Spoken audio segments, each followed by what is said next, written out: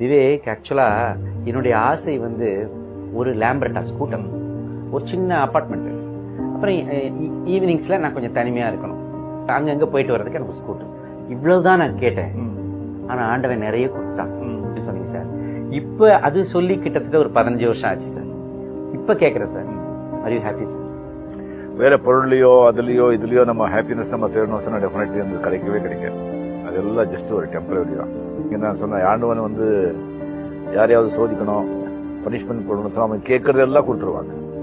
அவங்க கேட்கறதெல்லாம் கொடுத்துட்டா அவனுக்கு அது வந்து நம்ம உரம் நிறைக்கிறோம், அது வந்து பனிஷ்மெண்ட். அது எல்லாமே கிடைச்சிட்டா எக்ஸைட்மெண்ட் போயிடும். இங்க கிடைக்காத ஒரு தான் ஆஹா ஆஹா, அதுக்கு வந்து ஒரு ஆவல், ஒரு இன்ட்ரெஸ்ட், ஒரு திங் இருக்கு. அது கிடைச்சி போச்சுன்னா கொஞ்ச நாள் தான் அது போயிடும்.